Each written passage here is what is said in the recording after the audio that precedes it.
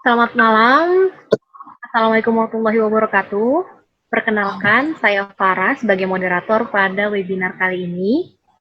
Untuk prepare gimana sih cara buat CV yang bagus? Ya, oke. Jadi pembicara kita pada malam hari ini adalah Kak Alisa. Jadi Kak Alisa ini udah banyak banget ngecek beberapa dokumen student-studentnya Scholars. Nah, pasti udah banyak banget apa aja sih kesalahan student yang udah dilakukan selama buat CV, terus tips and triknya gimana gitu. Nah, sebelum ini aku bakal ngasih tahu teknis bimbingan. Jadi untuk study abroad academy starter pack ini ada beberapa student yang masih ada kesalahan nih. Kesalahannya itu apa? Nanti aku kirimin di by chat ya. Aku jelaskan di akhir sesi. Nah, jadi kita hari ini setelah sesi perkenalan, kita langsung mulai aja CV-nya, bagaimana aja sih tips and trick dari Kak Lisa dan dari Scotters ya. Terima kasih. Hari ini selamat malam semuanya. Saya Datin Pernalisa Bahtiar. Hari ini saya akan sedikit menjelaskan tentang kurikulum vitae dan kami harapkan hari ini kalian bisa mendapatkan ilmu yang sangat baik dan bisa aplikasikan langsung nanti. Langsung mulai aja, jadi kita ada opening. Nanti saya akan menjelaskan tentang materi kurikulum vitae-nya, terus akan ada tanya jawab. Tanya jawabnya dimulai sekitar setengah 8, kurang lebih sekitar setengah jam. Terus udah gitu kita akan ada closing. Sedikit perkenalan, saya adalah salah satu alumni dari Inggris, S2 di Inggris, komunikasi antar budaya atau international communication. Waktu itu saya mendapatkan beasiswa dari Anglia Ruskin University tahun 2013. Terus saat itu master degree saya itu double degree dengan University of Jyväskylä in Finland. Saat itu saya juga mendapatkan beasiswa dari Erasmus Exchange, Erasmus Mundus. Tapi Erasmus saya dari Inggrisnya langsung, bukan dari Indonesia.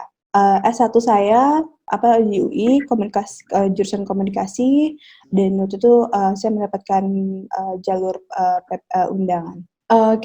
Sedikit foto yang pengalaman saya di Inggris dan di Finland.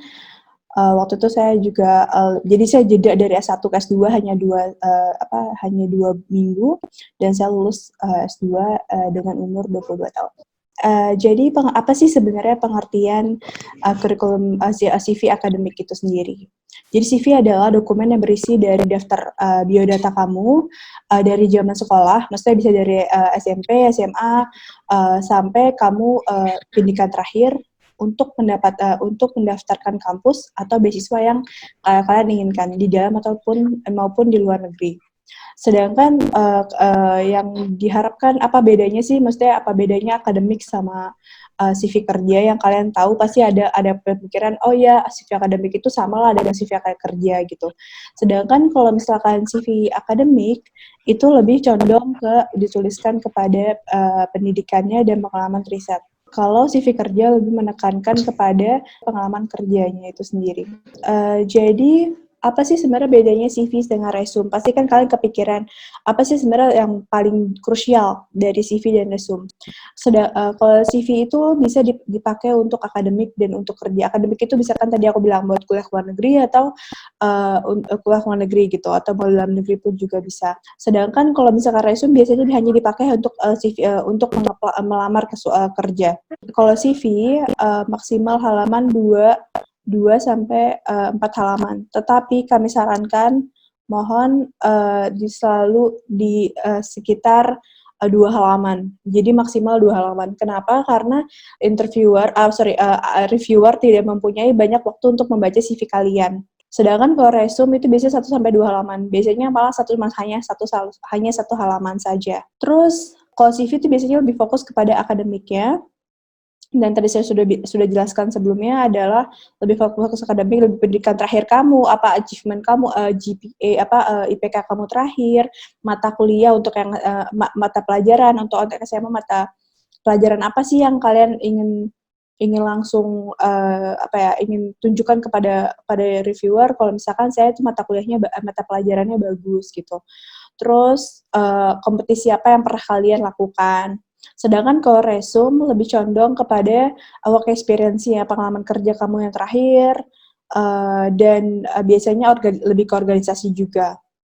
Terus kalau CV adalah CV akademik, lebih untuk menuliskan atau list publikasi atau riset-riset yang pernah kalian lakukan. Contohnya jurnal, terus skripsi, bisa itu tesis, bisa macam-macam. Itu banyak sekali yang bisa kalian tuliskan di situ.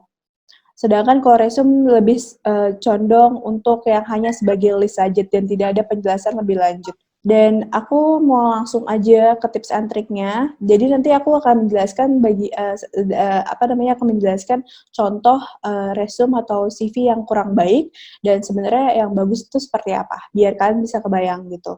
Oke, yang pertama adalah yang saya sudah bilang, reviewer hanya mempunyai 5-30 detik membaca CV kamu.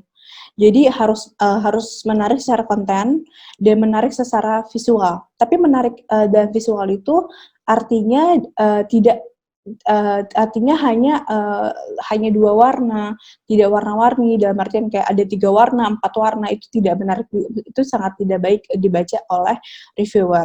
Yang kedua adalah CV selalu dituliskan dari bulan dan tahun yang paling baru. Artinya kalau misalkan kalian menuliskan CV itu, misalkan ada yang bulan Juli, kalian baru dapat kerjaan baru di bulan Juli ini, kamu tulisnya selalu dari bulan Juli. Atau pendidikan terakhir, saya sekarang sedang SMA kelas 3. Oh ya, berarti kamu tulis yang pendidikan terakhirnya. Jadi yang dari SD sampai SMP itu jangan ditulis lagi ya. Apalagi kalau untuk kalian yang S2 mau ke S1 mau ke S2 atau yang S2 mau ke S3. Dari SD, SMP, SMA itu sudah tidak relevan lagi kecuali kalian SMA. Seperti itu. Dan itu sebenarnya kesalahan yang paling krusial. Kenapa? Karena banyak sekali orang-orang yang menuliskan dari SD sampai SMA, ada yang dari TK malahan, dan itu jadinya reviewer tidak punya waktu untuk membacanya lebih detail lagi, dan itu jadinya terlalu panjang dan kurang relevan dengan pendidikan terakhir kamu. Terus selalu gunakan A4 dan font size 10-12, fontnya Arial dan Times New Roman atau Calibri. Jadi kalau misalkan kalian biasanya pakai Pyramid atau yang lainnya, mohon jangan dipakai tulis seperti itu ya. Karena ini CV formal, CV akademik dan dibaca oleh profesor dan pihak dari kampus. Cara penggunaan kata kalian juga jangan lupa itu juga harus benar. Kayak misalkan BUMN itu mesti benar, misalkan terus tuliskan SMEs gitu. SMEs mesti benar tulisannya, panjangannya, small and medium enterprises gitu. Jadi jangan bilang SME aja tapi istilah-istilah itu tidak ditulis, tidak dijabarkan lebih lanjut. Ketika ada tulisan-tulisan yang seperti itu dan dibaca oleh reviewer, itu ntar jadinya bermasalah. Karena kenapa? Karena reviewer tidak mengerti ya background dari istilah tersebut gitu. Makanya kami sarankan adalah lebih baik dibaca ulang atau direview oleh teman-teman terdekat kamu, keluarga, atau guru, atau profesional seperti yang di kami adalah Discoters. Supaya ada masukan lain yang lebih profesional dan lebih objektif seperti itu. Selanjutnya ada saran dari kami adalah kalian selalu mencatat kegiatan apa yang pernah kalian lakukan. Contohnya satu, misalkan kalian ikut organisasi hanya sebagai member atau sebagai jabatannya ketua panitia gitu. Di situ kalian tuliskan kalau misalkan seperti itu, kalian tuliskan nama organisasinya apa, tahun berapa, bulan apa, terus berapa orang dalam tim kamu. Terus kamu tuliskan juga kalau misalkan ikut eventsnya itu dilakukan berapa kali dalam sebulan atau berapa kali dalam setahun. Eventnya tentang apa, itu jangan lupa ditulis. Kenapa hal itu penting? Karena itu penting sekali buat dimasukkan ke CV. Jadi CV itu jadinya sedetail, jadi sangat-sangat detail. Dan akan memudahkan kalian ketika kalian menulis motivation letter. Jadi ketika ditanyakan, kalian punya nggak sih pernah melakukan kerjasama dengan suatu organisasi X gitu? Oh, saya punya nih, kayak saya punya datanya. Dan itu kamu sudah punya mencatat itu semua dari suatu workshop atau training atau kalian pernah ikut konferensi, itu kalian jangan lupa mencatatnya juga ya. Itu sangat-sangat penting buat penulisan recommendation letter, buat motivation letter kamu. Nanti malah kalau misalkan kalian sudah melewati sesi berkas, nanti pas interview itu juga akan sangat-sangat berguna begitu. Karena mereka bakal menanyakan lebih detail tentang pengalaman-pengalaman yang kalian tulis di CV. Selanjutnya ada tentang apapun yang kalian tulis selalu benar. Kenapa? Nanti ketika kalian ketika kalian di interview atau kalian di challenge lagi oleh reviewer, itu bakalan bermasalah ketika kalian hanya menuliskan let's say kalian bahasa Inggrisnya dapetnya IELTS 7, padahal sebenarnya IELTS kamu nggak segitu. Itu jadi bermasalah. Lalu tips and trik yang saya tuliskan di sini adalah lebih menulis tentang kalau misalkan jadi jenis CV itu ada CV yang biasa atau reguler biasa aja, formatnya juga biasa, atau namanya kalau misalkan kalian mau apply kuliah ke Eropa, ada namanya Europass. Mungkin sebagian dari kalian juga udah ada yang tahu tentang Europass. Aku kasihkan linknya supaya kalian juga bisa Google search dan bisa mendapatkan informasinya lebih lanjut. Terus sudah gitu kalau misalkan kalian ingin apply ke kuliah ke Eropa atau ke Asianya ke Korea Selatan, Jepang, Cina, dan Malaysia dan Thailand, mereka akan menanyakan foto kamu. Jadi CV-nya tidak masalah dengan ada foto.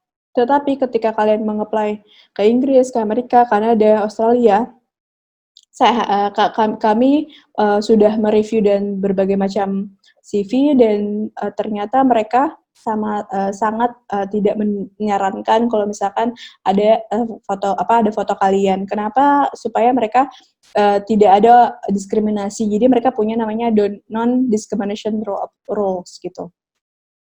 Dan hal ini sangat-sangat penting untuk kalian karena jadinya mereka hanya sangat-sangat objektif melihat apa yang kalian kerjakan di organisasi, di kampus, di pekerjaannya seperti itu. Lalu kesalahan umumnya adalah ketika kita menuliskan personality, ada personality kayak bintang-bintang atau XX atau biasanya ada bulat-bulat juga. Mohon maaf, itu biasanya jangan dimasukkan. Kenapa? Itu kami tidak sangat sarankan. Karena hal itu tidak bisa diukur dengan baik.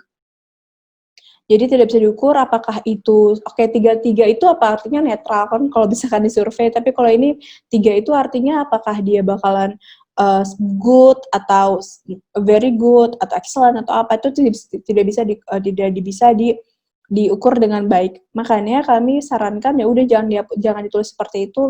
Nanti ketika kalian tuliskan di organisasi itu bakal kelihatan kok leadership skills kalian itu sangat baik gitu. Dengan kalian punya jabatan dan atau mungkin pernah melit suatu project, itu juga kelihatan tanpa mesti menjelaskan leadership kamu atau jiwa kepemimpinan kamu bagus.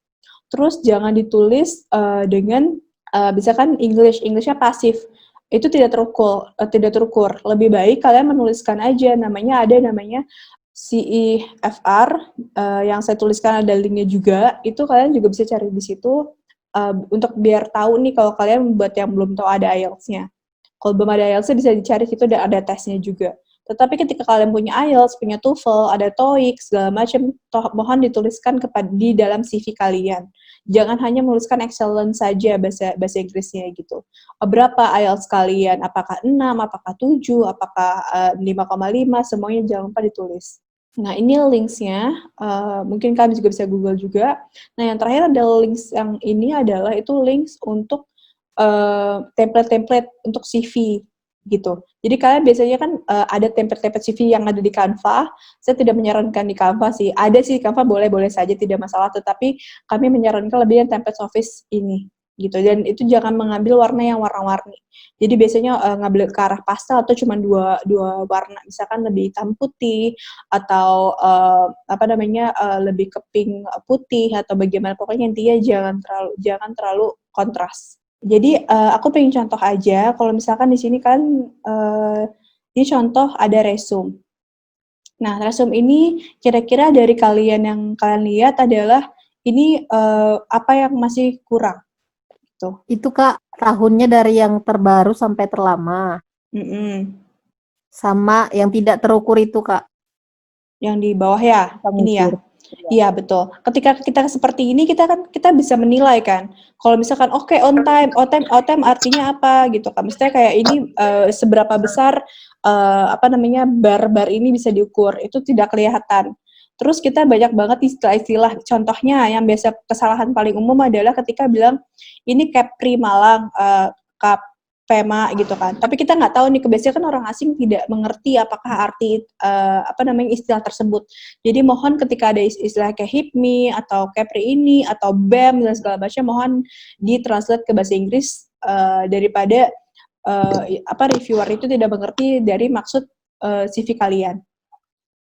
Terus selanjutnya ada di sini ditulis kalau misalkan dari SD juga ditulis, padahal sebenarnya kita tidak menuliskan dari SD, yang dimasukkan hanya kuliah saja.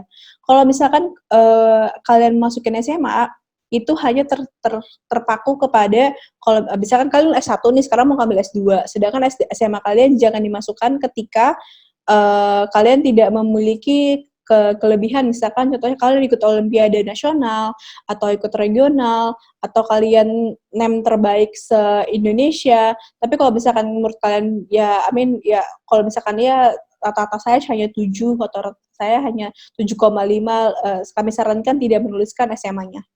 Oke, aku mau kasih contoh yang sebenarnya ya. Di sini terlihat saya tuliskan kembali kalau misalkan selalu yang paling baru, dari tahun yang paling baru.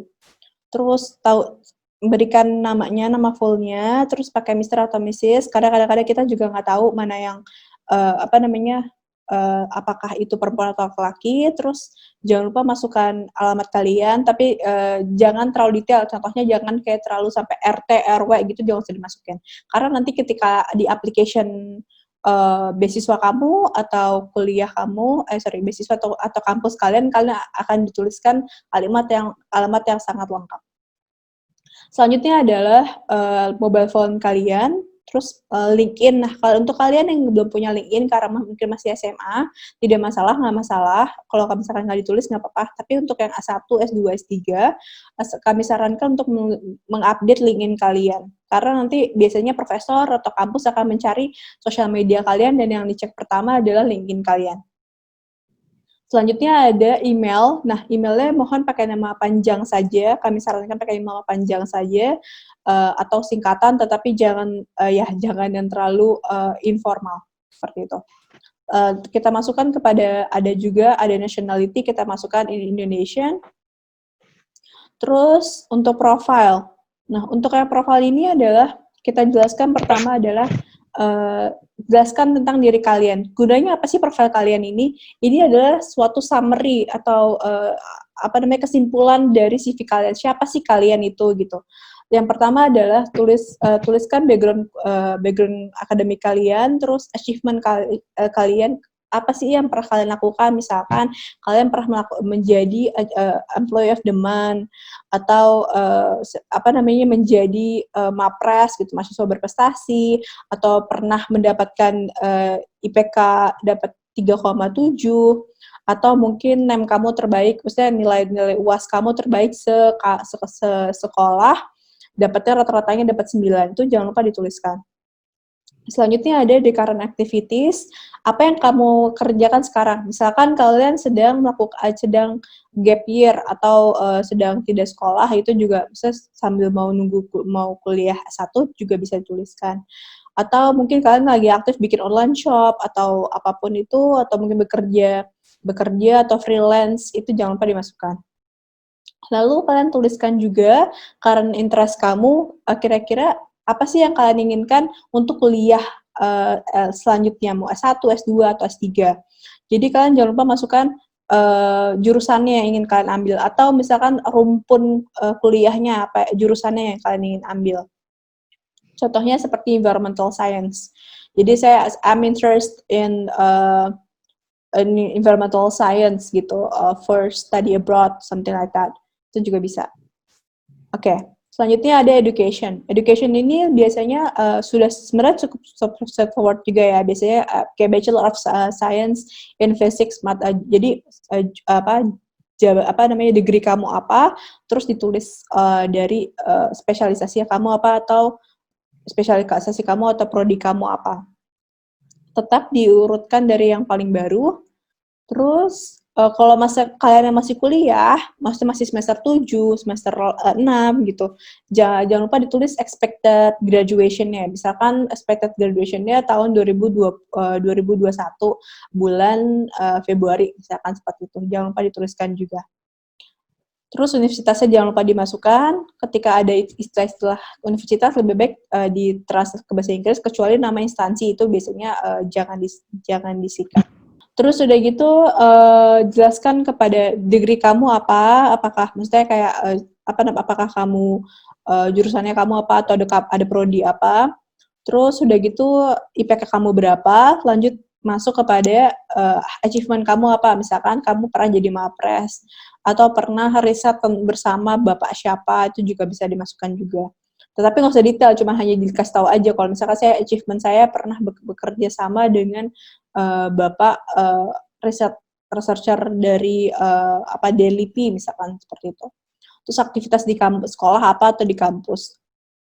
Selanjutnya dikasih tahu juga kalau misalkan apakah kamu top graduates, apakah kamu pernah dapat beasiswa. Kalau misalkan nggak punya beasiswa nggak masalah kok. Itu habis itu kalau misalkan ada mendapatkan beasiswa, instansinya dari siapa. Ketika kalian menuliskan LPDP, mohon dituliskan kepanjangannya ya, maksudnya pakai bahasa Inggrisnya. Kalau misalkan PPA juga ditulis bidik misi dan segala macamnya juga harus dituliskan bidik misi boleh, tapi ada penjelasan selanjutnya. Karena orang asing tidak mengerti dari bidik misi tersebut, maksudnya dari istilah tersebut. Terus udah gitu jelaskan jelaskan sedikit mata kuliah apa atau mata pelajaran apa yang kamu nilainya paling bagus gitu. Dan usahakan selalu related dengan jurusan yang kalian ingin ambil.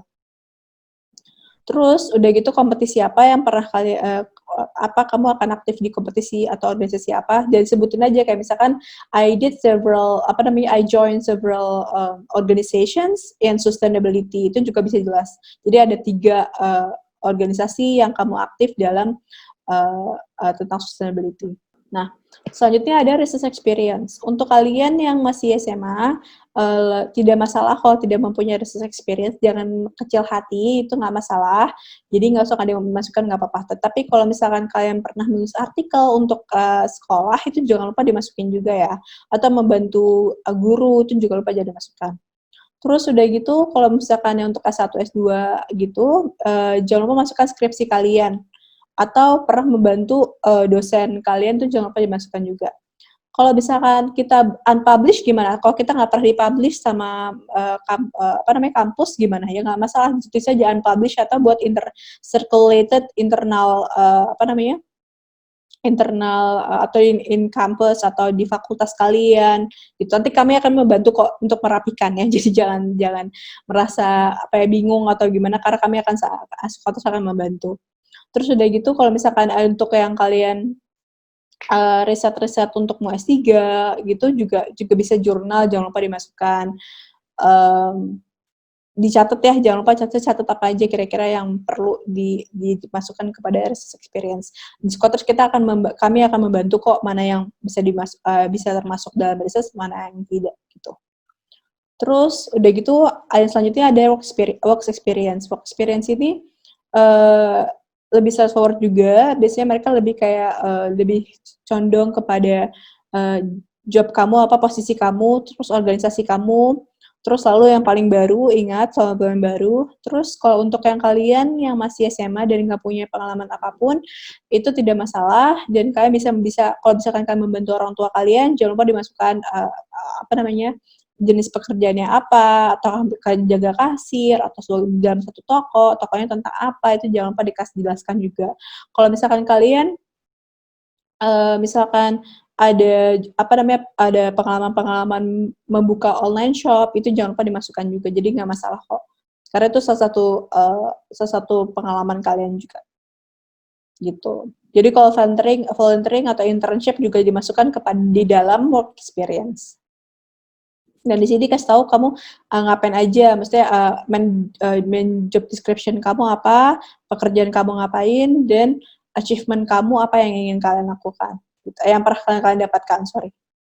Jadi misalkan sales, saya mendapatkan peningkatan sales revenue sebanyak 10% dalam jangka waktu 2 minggu, misalkan seperti. Jangan lupa dituliskan. Terus yang selanjutnya ada awards. Nah, awards ini lebih kayak competition, ada deskripsi tentang siapa sih yang mengadakan kompetisi tersebut, terus apalah purpose-nya dari acara tersebut gitu, kompetisi tersebut, berapa banyak tim kamu yang pernah kalian yang bekerja sama, terus dari mana saja, apakah skala nasional atau itu skalanya kampus gitu. Jadi itu jangan lupa dituliskan nih ya. Makanya tadi yang saya bilangkan di awal, kalau misalkan di tips and trick itu jangan lupa selalu mencatat aktivitas kalian. Itulah gunanya. Ketika kalian menuliskan CV tersebut, kalian sudah mempunyai datanya. Terus sudah gitu ada organization volunteering activities. Nah, di sini bisa dimasukkan organisasi yang kalian member atau berpartisipasi tentang apa, misalkan tentang sustainability, kayak misalkan contohnya ISEC mendukung sustainability development goals, itu juga bisa. Terus sudah gitu responsibilities-nya apa dan achievement-nya apa. Achievement-nya bisa related dengan pekerjaan apa, dengan roles kamu. Misalkan membuat 10 event dalam jangka waktu 2 bulan, itu kan hebat sekali. Dan itu jangan lupa dimasukkan. Terus yang habis itu selanjutnya adalah ada training dan workshop. Nah, di sini lebih dikasih tahu juga title-nya apa, berapa lama activities-nya, tentang apa workshop ini tersebut. Terus udah gitu organisatornya siapa, misalkan dari Ministry of Foreign Affairs gitu, apa yang pernah kalian dapatkan dari. Dan ada yang kedua terakhir adalah dari professionals atau technical skills, contohnya video editing, ada Premiere contohnya, atau Final Cut Pro, atau kalau mungkin yang untuk yang mempunyai skill AutoCAD dan segala macam, jangan lupa dimasukin. Tetapi ketika ada communication skills, kami sarankan lebih baik nggak usah dimasukin sih, tapi lebih ke technical untuk melakukan suatu software atau hard skill gitu. Terus ada language, tadi saya bilang tentang English, proficiency-nya apa, apakah itu C1, B1, atau tadi bisa juga pakai IELTS atau pakai TOEFL. Oke. Sekian dari saya. Udah cukup banyak sih informasinya, mungkin bisa kita bahas langsung kepada untuk yang tanya jawab. Terima kasih. Oke, makasih banyak Kak Alisa. Bermanfaat banget sih, banyak banget detail-detail dari CV yang belum kita tahu nih. Nah, jadi ini udah beberapa pertanyaan udah ditanyakan ya di chat. Jadi kita nanti buat sesi ya, pertanyaan 1-5 bisa dimulai sekarang ya. Jadi nanti beberapa yang lain kita tanyain lagi setelah sesi pertama dimulai. Dari Cornelius Marpaung, untuk foto di CV, apakah harus formal seperti foto paspor ID atau boleh semi formal, Kak? Harus foto. Oh, terima kasih pertanyaannya. Jadi lebih baik kami sarankan sebenarnya foto formal, karena yang membaca CV kamu adalah reviewer dan sama sekali tidak mengenal kamu. Dan bisa juga profesor kan biasanya membaca CV kamu juga. Jadi norma kesopanan sih sebenarnya bisa masuk ke situ. Gitu. Jadi mohon formal, jangan selfie ya. Kami sarannya please jangan selfie. Aneh sih kalau selfie ya, jadi terlalu dekat seperti ini nih. Iya, jadi terlalu ada jarak sih. Sebenarnya kayak foto formal ya kayak gini, kayak jarak saya gitu. Tadi saya terlalu dekat, tapi maksudnya kalau sekarang jadi lebih ke arah yang ada jaraknya. Gitu. Makasih. Oke, terus ada pertanyaan lanjutan sih sama dari Runita Rizkyanti. Kenapa sih nggak boleh taruh foto untuk apply ke Kanada ataupun ke US? Oke, makasih pertanyaannya. Jadi sebenarnya alasan terbesarnya adalah karena kalau misalkan ada foto, kalian akan dijudge, oh kalian pakai jilbab, oh kalian kulit hitam, oh kalian kulit putih, oh kalian badannya lebih besar segala macam. Jadi jatuhnya supaya tidak ada diskriminasi dari gender, ras, dari bentuk tubuh dan segala macam. Jadi yang bisa dilihat adalah objectively hanya dari skill kalian gitu, pengalaman kalian. Itu sebenarnya menurut saya sih sebenarnya salah satu kelebihan juga ya, karena kita kan takut, oh dia pakai jilbab, nggak usah terima orang dia deh gitu. Padahal kan sebenarnya kan kita orangnya inginnya objektif gitu. Jadi itu salah satu kelebihannya juga. Jadi ketika kalian di Inggris malah kadang-kadang sampai Mrs. aja tuh nggak dikasih tahu gitu. Kenapa? Karena supaya tidak diskriminasi sama sekali gitu. Iya, tadi makasih juga ada Cornelius Marpaung juga bantuin jawab. Memang benar karena ada faktor diskriminasi. Gitu. Terus pertanyaan ketiga nih, apakah ada format untuk template penulisan CV bagus atau kekinian ya? Oke, untuk template-nya nanti kami akan share ya, Kak Farah. Jadi nanti kita akan share yang tadi, template yang tadi, jadi kalian bisa ngikutin yang tadi. Tapi nanti dari situ, dari tulisan itu kalian bisa masuk ke template-nya Microsoft Office. Jadi tinggal di kopas-kopas aja, copy paste aja gitu. Atau mungkin kalau masuk ke Canva juga nggak masalah. Tapi mohon tadi saya kan kasih contoh yang bentuk satu halaman tentang resume itu yang fotonya dan segala macam dan kata-katanya dan segala macam, mohon jangan pakai yang bentuknya resume. Jadi lebih masuk ke template-nya lebih ke CV ya. Jadi 2 halaman. Kalau misalkan kalian pengalamannya 1 halaman tidak masalah, tetapi jangan sampai yang saya kasih contoh tadi itu dilakukan oleh kalian gitu. Karena itu tidak sesuai dengan istilahnya kaedah dari CV akademik yang akan kalian kirim kepada kampus dan dalam profesor atau dan beasiswa seperti itu. Oke. Terus ada dari Syafira Fitriani nanyain link workshop. Nah, nanti bakal aku share di akhir session ya. Terus ada lagi pertanyaan dari ada 3 pertanyaan nih Kak. Yang pertama, apakah ketika masuk organisasi hanya menjadi anggota, tapi memegang tanggung jawab menjadi sosmed official pers kampus, boleh dimasukkan nggak sih Kak? Bisa masukin kok. Jadi sebenarnya di CV itu lebih baik relevansinya dengan kuliah yang ingin kalian ambil.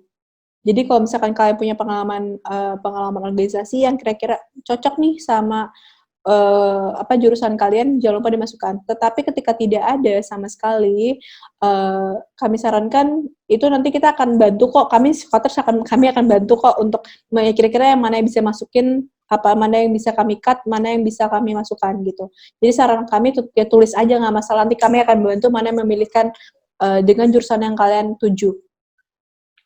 Oke, terus lanjutannya, kalau misalnya pernah memimpin suatu event, tapi nggak ada sertifikat, boleh dicantumin juga nggak kira-kira?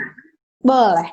Jadi kalau kamu pernah volunteering, kalian pernah ada internship, biasanya ada sih sertifikatnya. Tapi kalau misalkan volunteering, terus habis itu ikut acara-acara webinar, tapi tidak ada sertifikatnya atau seminar-seminar gitu, tidak masalah kok, nggak masalah. Itu hanya sepenunjang saja. Tetapi kalau di CV tidak masalah kalau misalkan tidak ada sertifikat. Untuk kalian kerja pun juga sebenarnya nggak terlalu signifikan kok ada sertifikat apa tidak. Jadi jangan lupa catat aja sih, supaya kalian tidak lupa apa yang pernah kalian lakukan. Gitu. Oke, terus untuk pertanyaan ketiga juga sama sih. Jadi dia ini pernah lolos pendanaan PKM Dikti, research gitu sih. Tapi nggak sampai timnas. Terus nggak ada sertifikat juga. Aku harus naruh apa enggak ya kira-kira? Taruh aja, nggak masalah. Kalau nggak ada sertifikat, kalian jangan kecil hati. Kalau misalkan padahal itu sangat relevan dengan kuliah kalian, nggak apa-apa, tulis aja. Nanti kami akan membantu untuk mana yang kira-kira relevan dengan jurusan kalian yang ambil, apa tidak. Gitu. Oke, ini untuk sesi pertama ya. Jadi dari semua pengalaman kamu tulis aja semuanya. Mau kamu pernah jualan dessert, terus dalam waktu 6 bulan omsetnya berapa, itu boleh banget dicantumin di CV.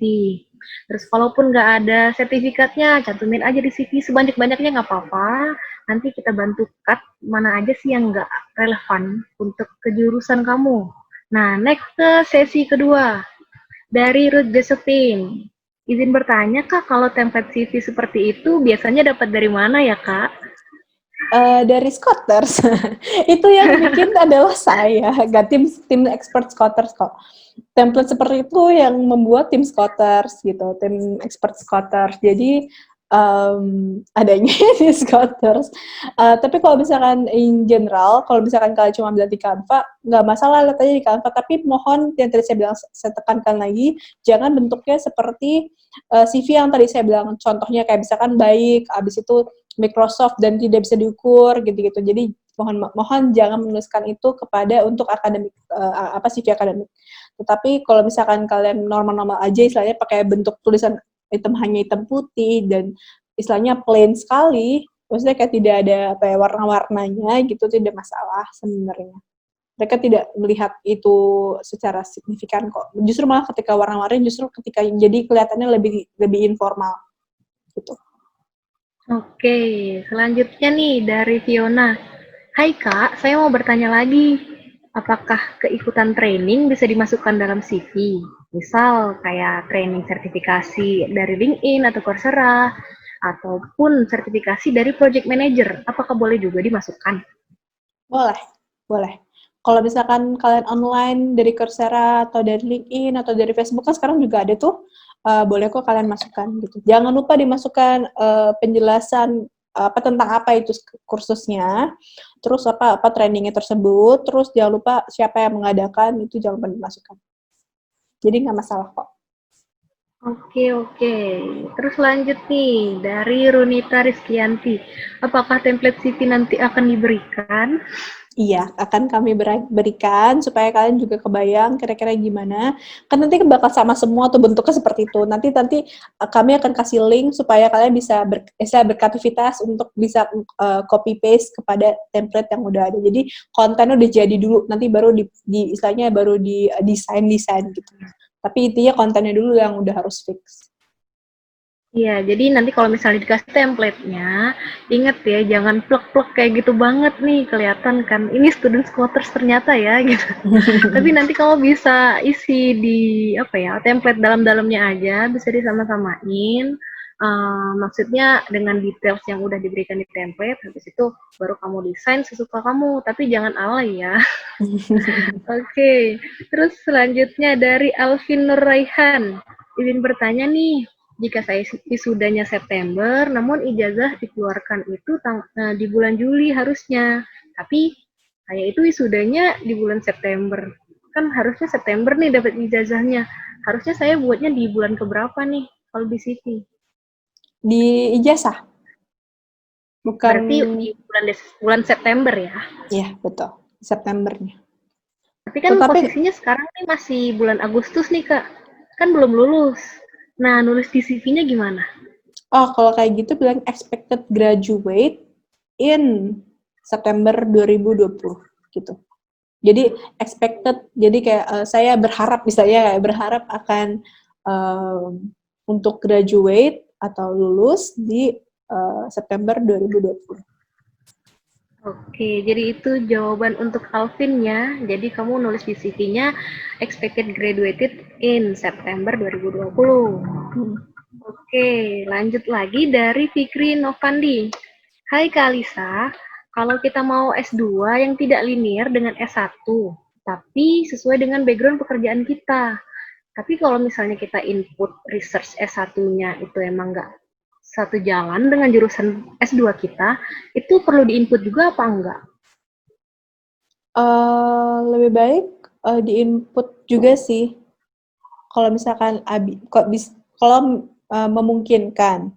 Tapi kalau nanti kan gini, saranku sih sebenarnya dimasukin aja, nggak masalah kalau misalkan cuma 3 halaman. Misalkan jadi panjang, jadi 3 halaman, nanti kami akan membantu untuk membantu untuk mereview mana yang cocok dimasukkan ke buat selanjutan kamu apa tidak. Karena kadang-kadang ada skill-skill atau kepengetahuan atau kemampuan yang sebenarnya bisa kita tonjolkan lebih baik lagi gitu. Jadi saran aku tetap dituliskan dua-duanya, nanti kami akan bantu untuk istilahnya cut gitu. Kami bantu potong. Oke. Terus kalau misalnya emang punya project experience di pekerjaan juga input aja ya Kak ya? Iya, betul. Oke. Selanjutnya ada 2 pertanyaan sama nih dari Ririn Andriani dan Alvin Nurraihan. Kalau misal nih aku ikut internship Kak untuk syarat lulus S1, masuknya itu di work experience atau di mana Kak? Internship masuknya ke work experience. Walaupun Oke. itu walaupun part of kuliah kamu, tapi bisa masuk work experience kok, masalah. Tapi ntar dikasih tahu aja ini part of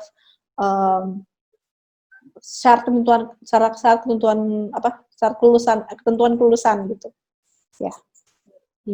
Terus ada lagi nih dari Nika Dek Trisna. Untuk award atau aktivitas itu kalau non akademik bisa dimasukin juga nggak sih Kak? Contohnya apa? Kalau misalkan gini, kalau misalkan non akademik, contohnya misalkan kamu menari tradisional se-Indonesia gitu, dan kalian mau ngambil IT, komputer, misalkan ngambil kuliahnya, saran aku nggak usah tuliskan, lebih baik nggak usah tuliskan. Tapi kecuali misalkan ada hubungan dengan komunikasi.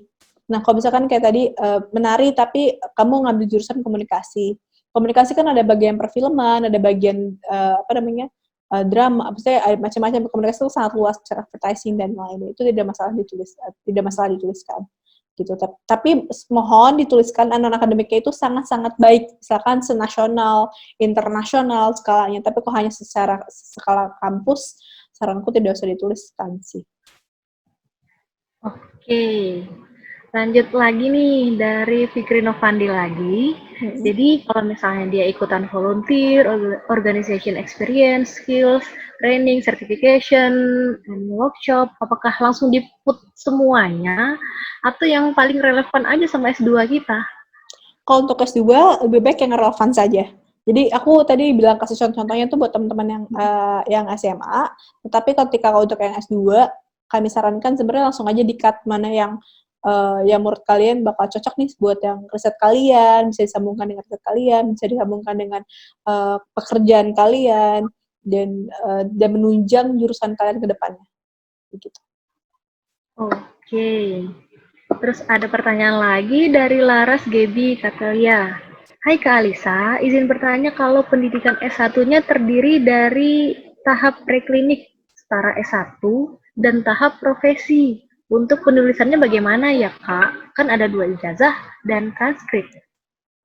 Dua-duanya ditulis sih. Kamu dapat ijazah apa aja ditulis kok.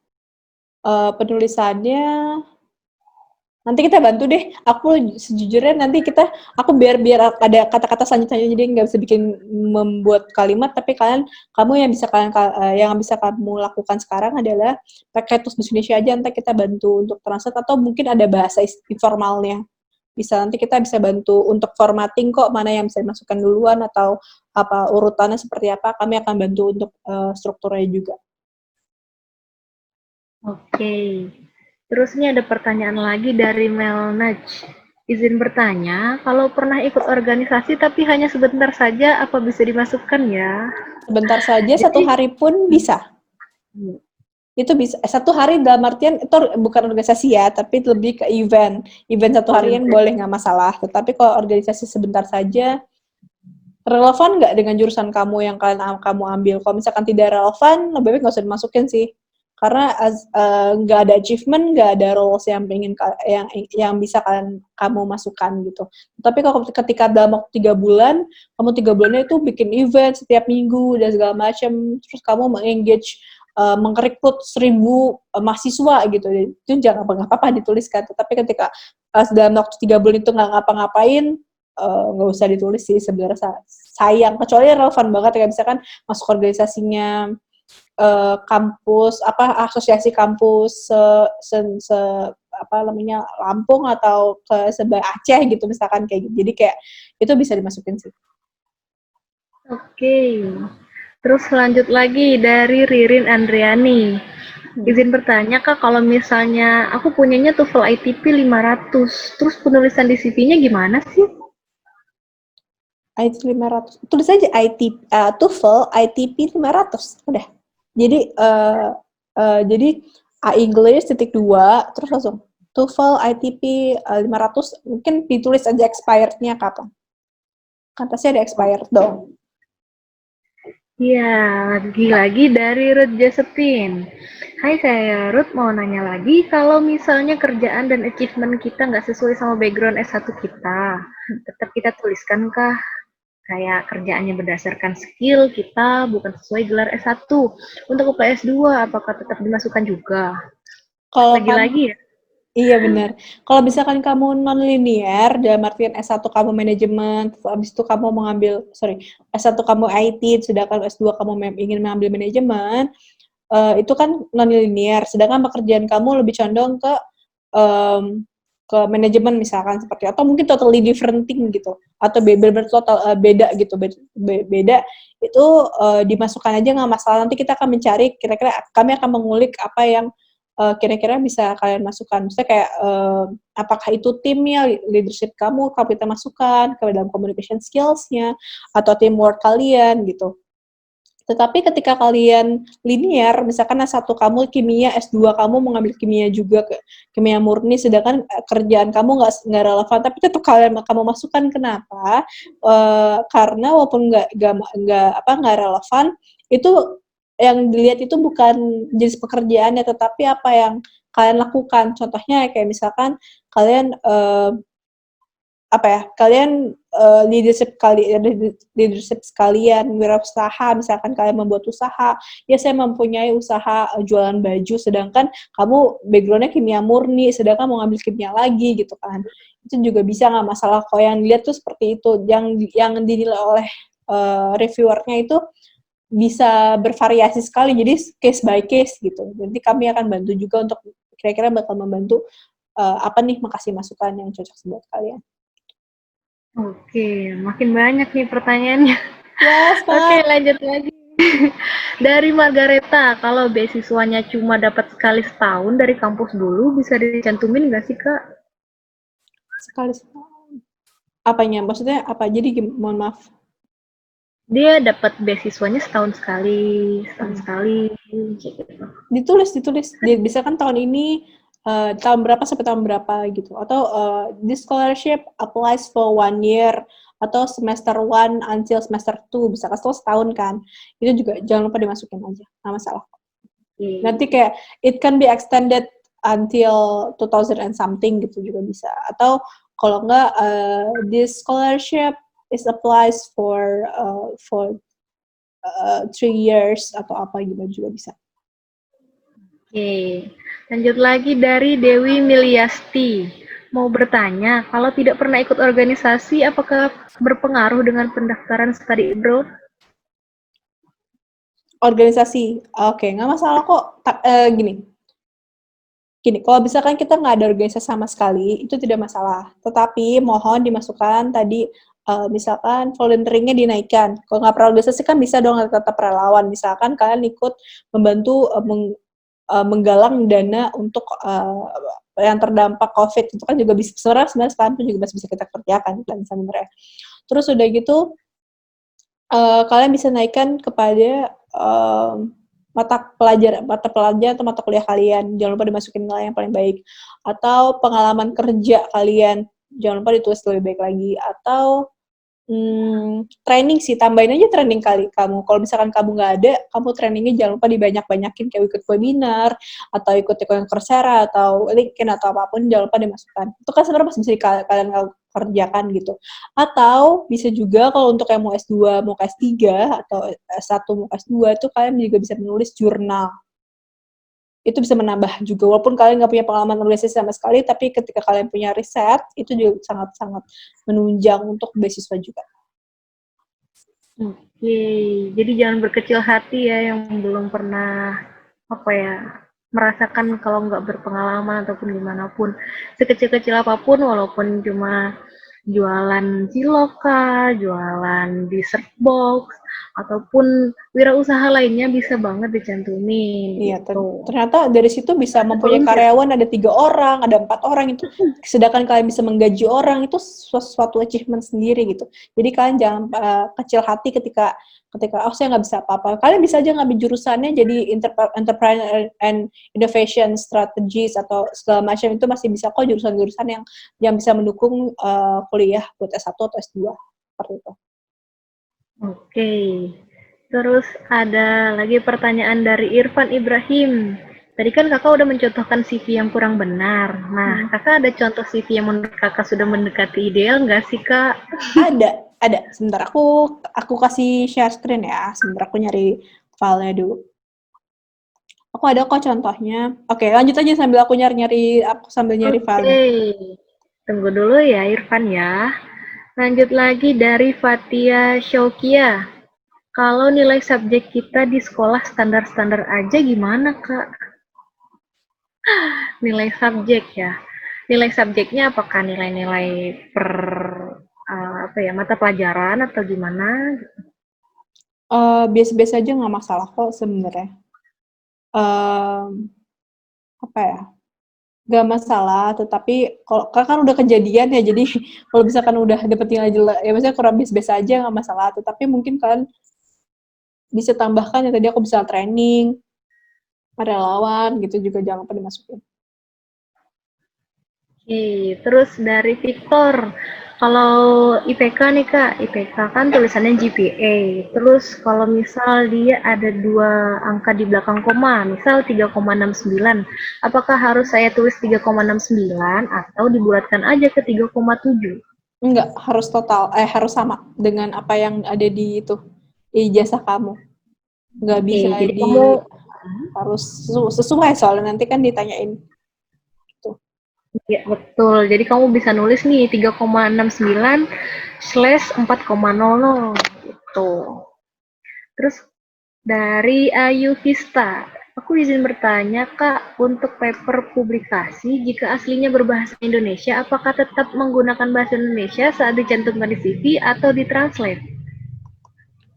Uh, Ditranslate, Iya, betul. ditranslate. Jadi kalau misalnya teman-teman punya skripsi lah, kalau misalnya kita dari S1 dalam negeri kan skripsi ya. Biasanya kan ada yang bahasa Indonesia, ada yang bahasa Inggris. Jadi kita cantuminnya yang bahasa Inggris karena orang luar negeri juga nggak paham nih bahasa kamu apa gitu. Ini kamu riset tentang apa gitu. Oke, kelihatan nggak? Oke. Iya kelihatan. Oke, ini contoh asli ya, contoh asli. Ini orang fiktif. Mohon maaf ini orang fiktif. Jadi ini contohnya. Jadi yang sebenarnya seperti ini, contohnya kayak profile graduated architecture degree gitu kan, punya experience di mana aja social and environmental issues. Terus udah gitu, jadi sekarang kerjanya apa ya kan? Kerjanya apa? Expert assistant for Care Earth Jakarta. Terus dijelaskan sedikit, ini apa sih sebenarnya organisasi apa di environmental startup di Indonesia.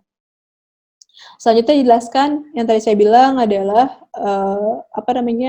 interestnya apa? Sekarang dia tertarik untuk kuliah atau melanjutkan studi dalam topik atau tema urban resilience and environmental safety issues in the city, gitu. Lanjut kepada education. Nah, education tadi kan ada cum laude, terus habis itu final GPA-nya berapa, terus mata kuliah apa yang paling bagus nilainya, sebutkan yang mata kuliahnya juga. Terus udah gitu pengalaman organisasi. Nah, organisasinya apa aja? Oh, sebagai deputy director, koordinator, abis itu selama 2 tahun dan honorary board of director gitu, atau dari student council atau dari BEM gitu. Walaupun nggak detail banget tapi dituliskan. Tapi kalian kalau misalkan ada 5 organisasi jangan tuliskan semua sih. Setidaknya ranahnya aja yang kalian tuliskan. Misalkan ranahnya itu lebih ke tentang leadership atau tentang sustainability atau wira swasta itu. Selanjutnya ada work experience. Di sini dikasih tahu oleh pekerjaan apa, terus udah gitu responsibilities-nya apa, ini achievement-nya apa, gitu. Dan ini seperti yang kalian lihat selalu di paling baru tahunnya. Terus udah gitu tentang dikasih tahu juga responsibility-nya apa, terus responsibility yang lain apa aja, terus dikasih tahu tentang achievement-nya. Achievement-nya lebih kayak team up dengan berapa orang, terus dengan siapa aja itu juga bisa dikatakan sebagai achievement juga. Nah, ketika kalian tulis administration itu bisa dielaborasi apakah kalian fotokopi, apakah kalian menuliskan misalkan kalian fetch coffee atau mengambil kopi buat orang atau teh buat orang lain, ataukah kalian justru malah jadi sekretaris yang menulis-nulis istilahnya meeting of minutes dan yang lain itu jangan lupa dituliskan, jadi elaborasi, jangan hanya bilang administrative work, tapi harus dielaborasi lagi. Terus udah gitu ada organization and volunteering activities, volunteeringnya apain aja, penulisan seperti ini ya, jadi kayak nama panjangnya dulu baru disingkat, jadi kalau misalkan kebalikannya itu salah. Terus dengan siapa aja, pekerjaannya ngapain aja, tentang skills pada untuk kalian mencari student, jangan hanya bilang student itu luas sekali ya, siapa tuh nggak jelas umurnya berapa, atau apakah SD, SMP, SMA itu nggak jelas, jadi mesti lebih spesifik lagi. Udah gitu ada siapa diguided oleh siapa, dan dia tuh siapa, Mr. Alan itu siapa mesti kasih tahu juga. Lanjut kepada research experience, nanti kan judulnya pakai bahasa Inggris nih, ya kan? Tadi kan dibilang kalau misalkan judul pakai bahasa Inggris, terus udah gitu ini final project dalam artian untuk tesis, dipublish di mana, volume apa, kalau ada link jangan lupa dimasukkan, kalau misalkan nggak pernah dipublish nggak masalah, atau ongoing, kalau kalian masih lakukan skripsi tersebut, nggak masalah juga, kalian tulis aja. Bisa tulis aja dalam artian ongoing gitu. Selanjutnya ada penjelasan tentang skripsi tersebut dan kira-kira kegunaannya apa. Lanjut yang selanjutnya ada training, workshop, and forum.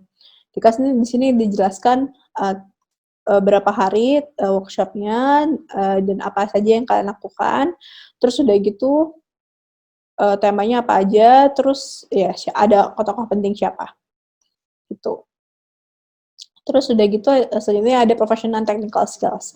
Nah, misalkan buat architecture bisa AutoCAD, kalau misalkan jadi lebih ke software ya, ada Corel gitu, ada Vegas Pro.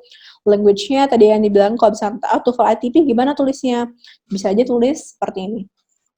TOEFL ITP tadi berapa? 500 ya. 500 expired let's say Desember 2020 gitu.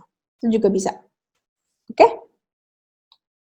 Oke, itu ya jawabannya buat teman-teman. Mungkin yang pertanyaan-pertanyaan selanjutnya bisa kebaca nih. Oke, lanjut lagi untuk Natasha Siregar. Nah, kalau misal nih aku mau apply ke Asia dan Eropa, apakah gender harus dimasukkan? Masukin aja nggak masalah. Jadi lebih general aja nggak apa-apa. Tapi kalau ke Eropa jangan lupa pakai Europass ya. Formatnya pakai Europass. Google aja Europass gitu. Nanti bisa. Nanti keluar kok. Jadi kalian tinggal masukin data aja. Oke, terus lagi dari Varian Harwin. Mau nanya, kalau hanya sebagai peserta lomba, apakah dimasukkan juga atau lebih baik tidak? Dan sekarang saya sedang ongoing, belum terpublish. Apakah lebih baik ditulis atau tidak? Oke. Kalau lombanya itu belum selesai, tidak masalah dituliskan, tapi sebutin berapa orang dalam tim kamu, terus udah gitu skalanya apa. Kalau misalkan skalanya hanya sejurusan gitu, lebih baik jangan ditulis. Tapi kalau misalkan skalanya itu sekampus atau beda kampus atau senasional gitu, jangan lupa dimasukkan. Terus lomba itu relevan nggak? Pertanyaan terbesarku ada, relevan nggak dengan jurusan yang kamu ingin ambil? Gitu. Kalau misalkan relevan, jadi dimasukkan ongoing gitu. Tapi jarang sih kalau lomba dimasukkan ongoing, tidak lazim. Tetapi kalau misalkan sangat signifikan, apa impact-nya gitu, misalkan saya ikut lomba internasional, ya nggak masalah, itu kan mestinya itu skalanya lebih besar dan apa ya, lebih impactful gitu. Tidak lazim sebenarnya kalau misalkan masih ongoing. Tapi kalau misalkan udah selesai, itu tidak masalah, dan itu cuma ditulis aja timnya berapa orang, terus berapa banyak partisipan yang hadir. Misalkan yang mengikuti kompetisi itu ada 1.000 orang atau 1.000 kelompok, itu kan luar biasa sekali, dan kamu bisa mengalahkan udah sampai semifinal, itu kan juga bisa masukin kok. Oke, lanjut lagi Kak ya. Ya. Ada dari Arich Zulfi. Ini Kak, kalau misalnya ada pengisian skill nih, baik pun soft skill ataupun hard skill, itu harus diisi nggak sih Kak? Oke, kalau untuk yang hard skill, soft skill-nya ketika kita leadership, terus apa ya, bukan sih sebenarnya kayak leadership, itu nggak usah dimasukin sih, karena kelihatan dari penjelasan di CV kalian tuh sebenarnya udah kelihatan. Tentang teamwork, communication skill itu nggak usah dimasukin. Tetapi ketika kalian tadi ada contoh kayak ada skill kemampuan untuk mengedit, AutoCAD, pakai kamera, atau ada Photoshop, itu jangan lupa dimasukin. Gitu. Oke, terus lagi-lagi ada pertanyaan nih dari Asma. Kalau misalnya aku cuma ikutin online courses di Udemy, Coursera, IDX, ataupun bidang lainnya, tapi related untuk jurusanku nanti, itu dimasukin CV nggak sih? Masuk. Pokoknya semua training yang sesuai dengan jurusan kalian yang ambil, jangan lupa dimasukin. Walaupun itu hanya online. Gitu. Jadi kalian bisa masukin ke tadi yang training, workshop, and forum. Ya, masuk ke situ. Oke, terus kalau misal nih dari Natasha ya, ikutan kompetisi sains tingkat kabupaten, tapi nggak menang, itu dimasukin aja untuk sekedar experience atau gimana sih Kak? Oke, dimasukkan sih. Menurut Kak Farah gimana? Menurut aku sih semua experience apapun dari akademik maupun non akademik dimasukin aja semuanya. Jadi nanti kalau misalnya kamu udah catat semuanya di list up di CV, nanti kamu bisa sortir nih. Ini masuk nggak sih ke jurusanku? Ini bakal menyokong ataupun mendukung S2 aku nggak sih? Gitu. Sesuai sama jurusan yang kamu pengen. Gitu. Ya. Jadi kamu inget-inget lagi nih tulis CV di list up satu-satu. Iya. Dan aku ada istilahnya dalam Discorders tuh, ada istilahnya kita bilang CV master CV. Jadi kalian misalkan master CV itu hanya ada 3 halaman, 4 halaman gitu. Kalian tulis aja, nggak masalah, kamu list gitu apa aja. Tapi nanti ketika kalian ingin mau nge-apply ke jurusan, let's say tentang apa ya, tentang IT gitu. IT jangan, jadi yang tentang skill-skill apa training apapun yang sesuai dengan IT, kalian pindahin ke CV untuk IT. Tapi ketika kalian mau masuk ke communication, kalian tinggal ngambil tentang portfolio kalian, tentang bikin film atau apapun, tentang advertising dan yang lainnya. Jadi kalian punya 3 CV atau ya satu master yang bisa dipakai siapa kapanpun, dan itu jadi pegangan kamu gitu kan, takutnya lupa kan kalau nggak ditulis satu file. Tapi nanti ketika kalian mau nge-apply ke beda-beda jurusan gitu kan, walaupun ya beda jurusan dalam artian beda, bener-bener ranah rumputnya beda banget ya. Tetapi kalau misalkan bener-bener yang misalkan dari kimia satu komunikasi kan it's totally different thing gitu. Atau ke manajemen, tadinya kamu S1-nya kimia murni, habis itu sekarang kamu mengambil manajemen misalkan kayak gitu. Itu kan totally different thing. Berarti kan pasti pengalaman juga beda. Tetapi kalau misalkan kalau kayak gitu, kalian bakal punya 3 CV yang berbeda gitu sih. Tapi kalau misalkan satu sama communication, strategic management, strategic communication, atau advertising, itu kan ranah-ranah communication juga, itu nggak apa-apa pakai CV satu aja, nggak masalah. Oke, masih kuat Kak ya? Kuat. Oke, terus dari Runita, kalau misalnya aku punya IELTS tapi expired, itu masih boleh dimasukin CV nggak sih Kak? Expirednya jangan lupa dimasukin. Tanggal expirednya.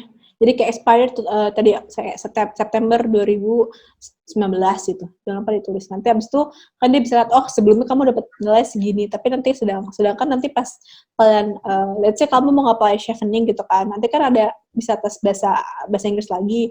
Nah itu bisa diupdate lagi. Gitu. Oke, terus nih, dari Salman Al-Farisi, kalau pernah juara suatu kompetisi, tapi sebenarnya nggak relevan sih sama background studi yang akan diambil, apakah dimasukin CV juga?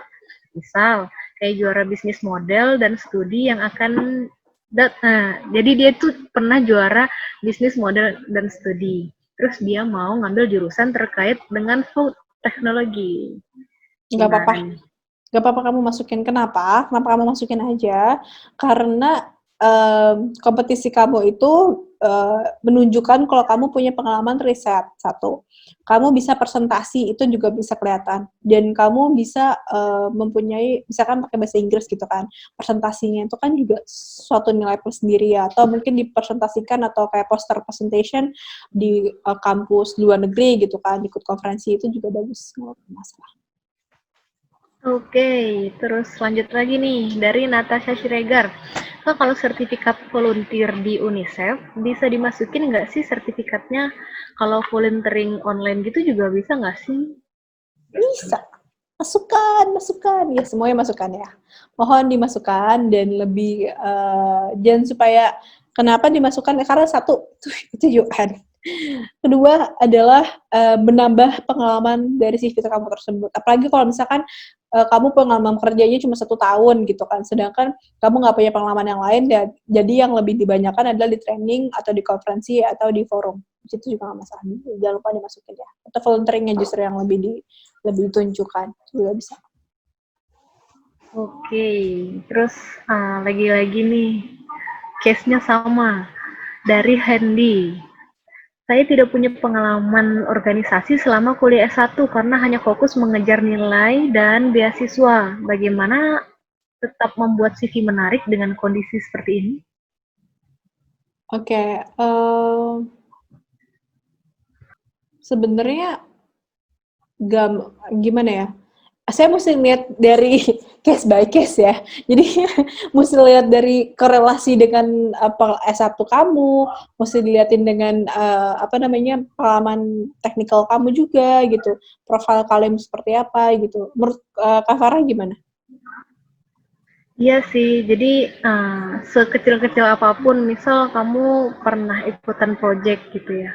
Project apapun, misal kalau misalnya kamu lebih ke akademik, kamu misal ikut project dari dosen, terus lebih ke lab kah, atau gimana, itu riset-riset juga bisa kamu masukkan. Terus apalagi ya, kalau lebih ke akademik sampai nggak bisa ikut organisasi, itu biasanya emang lebih nempel ke dosen sih biasanya ya. Iya, jadi asdos gitu aja loh. Ya, Betul. Bantu jadi walaupun nggak ada organisasi, tetap bisa. Nggak masalah kok. Jadi sebenarnya CV itu tuh bisa case by case dan bisa tonjolkan di berbagai tempat gitu. It doesn't have to be aku nggak pernah organisasi, aku benar-benar kuliah pulang gitu, kepupu gitu, nggak masalah juga. Tapi ada kok aspek lain yang bisa kita tunjukkan lebih baik lagi. Oke. Terus lanjut lagi dari Victor, Kak, kalau saya mau S2, tapi dulu waktu saya SMA dapat beasiswa dari sekolah. Nah, itu perlu dimasukin ke CV nggak sih? Rata-rata nilai kamu berapa? Kalau misalkan nilai rata kamu dapat 9 gitu, dan menang olimpiade gitu, misalkan kamu dapat beasiswanya karena dapat menang olimpiade, itu nggak apa-apa dituliskan. Tetapi kalau misalkan kamu ya udah karena memang academic excellence aja gitu, saranku nggak usah sih, karena memang kita lebih fokus kepada S1 kamu, pendidikan yang terakhir, seperti itu. Jadi untuk SMA yang kurang, masih hanya beasiswa gitu, bukan hanya sih sebenarnya, bukan masalah hanyanya, tapi mungkin ada beasiswa, tapi mungkin plus olimpiade atau nilai terbaik se-Indonesia, itu bisa dimasukkan. Oke. Terus dari Anissa Parazulfa, Kak, kalau misal pernah ikut riset dosen yang mendapatkan hibah, tapi gabung risetnya di tengah-tengah, jadi bukan dari awal proses. Boleh nggak sih ditulis di CV? Atau Bisa. kalau misalnya emang kalau boleh, diletakkan di bagian mana ya? Megang riset, research experience. Oke, jadi Bisa bisa kok aja nih dimasukin. kamu masukin. Walaupun kamu ikutnya dari tengah-tengah riset, nggak apa-apa dimasukin aja. Terus dari Silke Zorena, Kak izin bertanya kalau kegiatan organisasi yang pernah diikuti adalah organisasi keagamaan dan paduan suara. Apakah dapat dicantumkan juga dalam CV? Kalau keagamaan sebenarnya nggak masalah sebenarnya, tetapi kadang-kadang eh, kadang-kadang kita tuh suka ada masalahnya adalah lebih ke arah yang apa ya, takutnya ada diskriminasi aja sih, poinnya lebih ke arah situ. Jadi saranku nggak apa-apa dimasukkan, tapi cek dulu apakah kamu ketua. Kalau misalkan kamu ketua apa rohis misalkan kayak gitu, nggak masalah gitu. Dan apa sih prokernya, program kerjanya apa yang pernah kalian lakukan. Tetapi kalau misalkan kalian hanya sebagai member gitu, saranku sebenarnya lebih baik nggak usah. Karena kadang-kadang kita, ya walaupun sebenarnya kita bakal objektif, tetapi adalah prejudice tersebut gitu. Jadi walaupun di Inggris pun ada kadang-kadang tuh kita masih tergantung orangnya juga gitu. Oke, lanjut lagi. Ini dari Rizky Fauzia Ahsani. Apakah ada rekomendasi font yang disarankan untuk CV? Ini aku bantu jawab ya, Kak. Tadi dijelaskan juga di CV, Kak Alisa. Kalau CV kita itu biasanya pakai font-font yang formal aja. Pakainya Arial, Times New Roman, terus sama Calibri. Jadi itu yang rata-rata dipakai untuk font gitu. Untuk jelas juga penulisannya gimana. Terus untuk Intan Konita, pekerjaan saya sama jurusan kuliah saya itu berbeda. Kira-kira sangat mempengaruhi dalam CV kah? Apa gimana? Mohon maaf, coba bisa diulangkan lagi. Pekerjaan saya sama jurusan kuliah itu berbeda-beda. Kira-kira sangat mempengaruhi dalam CV nggak sih? Sebenarnya ada pengaruhnya, tetapi kalau misalkan kalau nggak ada pengalaman yang lain nggak masalah kok. Nanti kita bakal cari kok kira-kira apa nih bagian apa yang bisa kalian istilahnya tweak kayak bisa di kami improve lagi gitu, itu juga bisa dilihat kok. Jadi Oke, kayak misalkan oke. leadership kamu, misalkan kamu ngelit tim, misalkan kamu teamworknya berapa orang, projectnya berapa orang, vendor yang kalian pernah kontak berapa orang, terus kolaborasi dengan siapa aja, kementerian apa aja, itu juga bisa kalian tuliskan sebenarnya. Oke, ini bisa aku rangkum aja. Ini pertanyaannya kayak diulang-ulang gitu sih. Jadi kalau misalnya teman-teman punya lomba, punya riset apapun itu, dimasukkan aja. Lomba riset masuknya ke bagian riset gitu. Terus kalau misalnya mau riset project dengan dosen, masukin ke riset juga kayak gitu. Terus kalau misalnya lombanya lebih ke achievement apa ya? Achievement gitu, ntar di list juga di dalam bagian achievement kayak gitu. Apapun lah tentang award kayak gitu. Ya. Terus kalau nih ada Ayu Moralisa, dia anak S1 nih Kak. Apakah pas kelas 3 SMA itu sudah mulai prepare menulis CV dan mendapatkan sertifikat IELTS? Lebih baiknya gimana sih, Kak? Kalau kamu ingin S1 di luar negeri, saran kami tetap menulis CV, tetapi mungkin tidak sedetail yang tadi aku jelaskan ya. Tadi aku bilang kayak istilahnya membantu orang tua, itu tidak masalah. Nggak mungkin lo punya pengalaman kerja selama 5 tahun gitu kan, nggak mungkin. Jadi pasti yang dimasuk-masuknya mungkin membantu orang tua, menjaga warung, atau menjaga toko, bantu jadi kasir, atau membantu mengetik kerja orang tua, apa segala macam itu juga bisa dimasukin kok. Atau kalau nggak punya pengalaman sama sekali seperti itu tidak masalah, dari akademik aja juga bisa. Atau mungkin kalian kalau ikutan OSIS jangan lupa dimasukkan. Terus kalau misalkan membuat event yang tadi saya bilang, jangan lupa eventnya itu ditulis nama eventnya apa, dijelasin itu tuh acaranya ngapain aja, terus ngapain aja dalam artian apakah itu ada pentas seni, atau apakah itu kamu ada performance. Habis itu kalau kamu bagian sponsornya dari berapa banyak sponsornya, berapa banyak dana yang kalian galang gitu, itu jangan lupa dimasukin. Oke, terus ada lagi nih dari Varian Harwin. Varian Harwin ini memiliki beberapa proyek nih yang pernah dikerjakan. Itu lebih baik masuk ke work experience atau research nih, Kak? Kalau misalkan sebenarnya lebih ke research, lebih ke itu sih, lebih ke apa proyeknya itu sebenarnya bisa dua hal. Sebenarnya bisa dua hal, bisa work experience, bisa ke research. Iya. Seberapa skalanya seperti apa sih? Maksudnya project itu apakah kalian bakal memproduksi suatu buku atau jadinya ujung-ujungnya jurnal atau kok jadinya ujung-ujungnya jadi report, itu bisa masukin ke research experience. Tetapi ketika itu hanya ya saya pernah melakukan riset secara ya tipis-tipis lah gitu, cuma dikit-dikit aja gitu, bantu-bantuin aja, itu jatuhnya di work experience. Tapi kalau misalkan kalian tahu detail sekali, itu masukinnya ke dalam research experience. Dan jadinya jadi apa? Apakah jadinya itu jurnal, apa yang tadi saya bilang tadi, ada publikasinya gitu. Oke, lagi-lagi ada dari IGD Dharma Putra. Jadi dia ini mau masuk jurusan dan S2-nya itu tipenya coursework bukan research.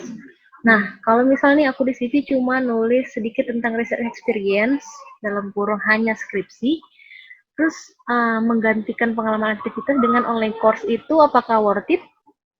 Yang penting temanya sih. Yang penting temanya dulu mesti sesuai. Kalau nggak temanya nggak sesuai itu nggak worth it. Tapi kalau misalkan temanya itu sesuai apa yang kalian minati dan apa yang kalian ingin dalami, ya worth it. Itu worth it. Oke, berarti ya mau worth it apa enggak dilihat dari pandangan kemana dulu ya. Jadi jurusan apa sesuai apa enggak. Terus dari Fikri Novandi lagi nih, pengalaman kamu kalau ke UK generally bentuk CV-nya itu dalam bentuk bullet point atau paragraf atau kalimat aktif atau pasif ya? Kalimatnya kalimat pakai sebentar. Aku lupa. Enggak lupa. Kalimatnya itu lebih ke arah active verb, pakai active verb, terus dan dituliskan pakai bullet points pun nggak masalah, tapi asal detail. Jadi jangan juga bilang, ya saya administratif work, and then that's it. You don't really kamu tidak elaborasi administratifnya itu apa aja. Itu jadi masalah ketika kalian bikin bullet points. Tapi ketika kalian bikin bullet points jelas lebih detail lagi, kayak misalkan creating create magazines atau poster berapa banyak dalam 1 bulan, terus atau social media kontennya berapa banyak tentang apa, itu sama siapa kerjasamanya, terus berapa banyak nge-postnya, sosial medianya apa aja, itu kan bisa banyak banget yang bisa dieksplor. Itu sih. Jadi kalau pakai bullet point tetap harus detail. Siap. Terus dari Fahri, aku S1-nya jurusan ekonomi Islam, tapi mau apply psikologi di luar. Nah, apakah aku harus tentumin nih S1-nya apa? Sedangkan nggak ada kegiatan apapun yang relevan dengan jurusan psikologi. Nggak apa-apa, tulis aja. Karena udah nggak ada penjelasan. Tapi kalau misalkan kalau menurut kamu itu udah ya sebenarnya masukin aja sih, nggak masalah, nggak relevan. Nanti kita bakal Ya, cari kok angle-nya yang mana kira-kira bakal bisa dimasukkan lagi. Oke. Terus nih, aku mau S2 itu sesuai dengan mata kuliah aku yang di S1, tapi mata kuliah yang aku S1 itu nilainya B+. Nah, apakah aku harus masukin nilai mata kuliah itu? Gak usah ditulis. Gak usah tulis, gak masalah. Bisa aja kayak had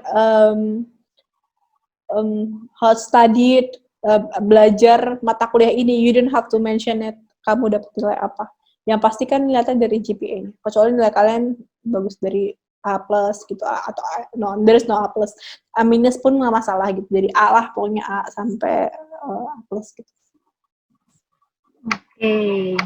Terus selanjutnya banyak pertanyaan tentang bimbingan, nanti aku jelasin di akhir ya. Terus ada sih Natasha Siregar, aku punya event panitiaan satu yayasan MTS dan MA sebanyak 4 kali dalam 2 bulan. Bisa dimasukin ke CV nggak sih walaupun nggak ada sertifikat? Bisa dong. bisa masukin. Jadi jangan lupa tadi aku bilang catat. Jadi kayak misalkan tadi kau bilang udah ada angkanya kan. Ingat kalau CV itu selalu fokus ke dalam angka. Jadi pentingnya timnya berapa orang, berapa banyak event yang kalian lakukan, kolaborasi dengan berapa orang, misalnya instansi gitu, organisasi. Terus udah gitu eventnya berapa banyak peserta gitu. Misalkan kamu timnya cuma 3 orang, tapi ternyata peserta yang hadir ada 1.000 orang, wah hebat sekali. Sedangkan dengan speakers ada 50 orang, itu hebat sekali dengan kalian bisa membuat 3 orang dalam jangka waktu let's say cuma 1 bulan gitu. Itu hebat sekali dan itu bisa dituliskan. Is part of achievement sebenarnya. Oke, terus lagi-lagi nih, kurang kom aja ya. Si Claudia ini punya achievement tingkat nasional, tapi nggak relevan dengan jurusan. Gimana nih? Nggak apa-apa, ditulis aja dulu. Nanti kita bantuin cut kok. Mana yang kira-kira relevan itu apa nggak? Buat Siti juga ya, kalaupun kamu pernah ikut lomba nasional tapi nggak menang, nggak apa-apa, input dulu aja ke Siti, nanti kamu bisa jelasin ada berapa orang partisipannya, terus risetnya tentang apa, lombanya tentang apa, kamu jelasin. Tuh, terus, KKN. Kalau KKN ini masuknya ke volunteer atau bagian internship? Internship Ya, jadi kalau ada program KKN karena emang untuk kelulusan ya, ya jadi masuknya ke internship. Terus dari Fiona lagi, portofolio ini perlu dimasukkan di CV kah? Misal link web atau aplikasi yang pernah kita buat? Untuk itu masukin linknya aja kayak bit.ly something. Portfolio bisa kok dimasukin, tapi kayak bit.ly udah di satu folder ya, udah di drive gitu. Terus pakai bit.ly something, terus udah ditulis itu aja. Dan tulisnya tuh biasanya bisa di atas kok. Kalau enggak, kalian tulisnya di LinkedIn-nya juga bisa. Kalau kalian nggak punya LinkedIn, masukin aja pakai portfolio-nya. Itu sebenarnya jarang, tapi jarang terus dibuat akademik.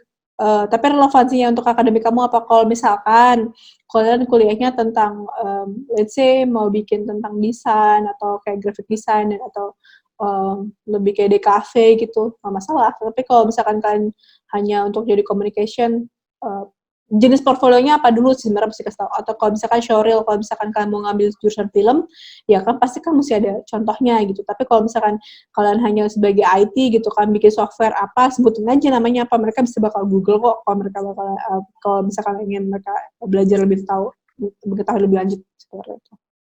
Oke, terus nih dari Alvin lagi, kalau misalnya skripsi aku diikutkan ke paper dosen pembimbing, kalau nulis di CV-nya gimana ya Kak?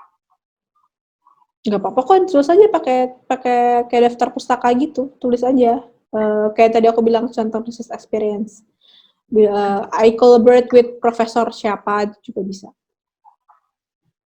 Terus nih dari Rizky lagi, kalau misal nih jadi freelance transcriber untuk penelitian di kampus atau project, bisa masuk ke pengalaman riset atau work Kak? Itu work sih. Kalau freelance gitu biasanya lebih ke work. Work ya. Ya, jangan lupa kalau misalkan kan kalau misalkan transcriber, ada freelance itu kan biasanya nggak tahu nih kita kerja di siapa, kan kita nggak ada. Jadi kamu bisa sebutkan, oh ada 10 organisasi yang pernah saya menjadi transcriber, project apa, temanya tentang apa aja, kamu transcribe tentang apa gitu, kamu kasih tahu topiknya apa, jangan bilang transcriber tapi ya udah nggak jelas, bisa aja tuh matematika, bisa aja tuh tentang sustainability, bisa aja tuh tentang kimia, bisa aja tentang komunikasi, itu kan luas sekali gitu. Jadi jangan lupa tentang apa yang kamu pernah transcribe dan berapa instansi yang pernah kalian itu. Misalkan kayak government ada 10 orang, ada 10 terus udah 10 instansi, terus udah gitu ada kampus, akademia gitu atau apa gitu. Jadi bisa sebutin. Jadi jangan lupa selalu pakai angka. Oke, terus nih ada pertanyaan nih dari Salsabila. Selama pandemi COVID-19, status penerimaan study abroad masih tetap ada atau ada pengurangan kuota ya, Kak? Ada kok, ada. Jadi biasanya pada mundur. Nah, ini untuk kalian yang masih kayak agak takut gitu, kayak gimana ya study abroad gimana, misalnya apakah tetap jalan apa nggak beasiswa. Contohnya kemarin pas Australian Awards itu dia mundur, tadinya harus selesai bulan April, tapi malah baru selesai tuh bulan Juni gitu. Ada juga yang seperti itu. Ada yang mundur, memang kayak LPDP tahun ini belum buka, tapi adalah rumor-rumor gitu akhir tahun, tapi we never know kayak apakah benar-benar terjadi apa tidak, apa misalkan langsung tahun depan. Atau kalau enggak juga mundur sih timeline-nya. Tapi kalau misalkan contohnya seperti ada beasiswa kayak GKS, uh, apa sih namanya global, pokoknya yang di Korea itu juga tetap jalan kok, Max tetap jalan nggak masalah. Yang benar-benar cancel itu contohnya seperti Mitsui Busan yang di Jepang, itu malah jadinya udah pada tahap pertama udah dikeluarin namanya, kalau misalkan itu udah lolos tapi pas tahap interview justru malah dibatalkan sama sekali. Contohnya kayak Chevening sama sekali tidak berimpact sama sekali, dan paling kayak kelasnya malah jadi mundur, kelasnya jadi September ini kelasnya online gitu juga ada. Kalau di Asia gitu juga ada, jadi pada kelas online kayak di Korea, terus ada beberapa tempat lah yang kalau belum ada aman-aman sekali itu kelas online, kayak Thailand juga kelas online begitu. Jadi nggak masalah sih, untuk tahun depan aman sih, kayak Chevening tetap buka di bulan September, terus Erasmus juga masih tetap buka di bulan September, jadi kalian persiapkan untuk itu. Iya, jadi nggak ada salahnya ya buat teman-teman, ini beasiswa ini buka nggak ya? Nggak ada salahnya juga sih, kalian juga mempersiapkan persiapannya dulu, terus cek-cek juga blog-blog siapa aja sih awardee-nya, terus gimana esainya, nggak apa-apa dicek-cek dulu aja, terus kamu coba-coba buat esainya gimana, habis itu nanti bisa langsung konsultasi sama kita, kalau misalnya emang kamu pengen banget daftar. Terus ada lagi nih pertanyaan, kapan kita memperoleh scholarship mapping? Jadi nanti ya bakal dikabarin sama adminnya. Oke. Terus untuk resume, apakah template hamper sama dengan CV ya Kak? Maaf sedikit out of the box. Out of topic. Template hamper itu template-nya Kayak resume gitu. Oh iya, kayak resume. Oke, itu sebenarnya beda sih. Tadi kan aku kasih contoh tuh yang resume bentuknya jadi apa, satu halaman. Yang tadi aku bilang itu salah. Resume itu tidak bisa dipakai untuk akademik ya. Itu yang perlu kalian benar-benar saya tekankan lagi. Kalau misalkan resume tidak bisa dipakai untuk akademik, buat CV akademik.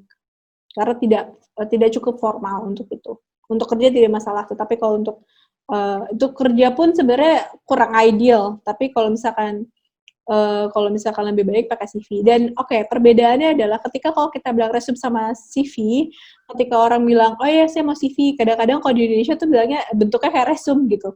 Jadi ada perbedaan istilah aja sih. Kalau di Indonesia tuh bilangnya resume, padahal sebenarnya maksud dia CV gitu. Sedangkan kalau negeri CV tetap aja 2 halaman.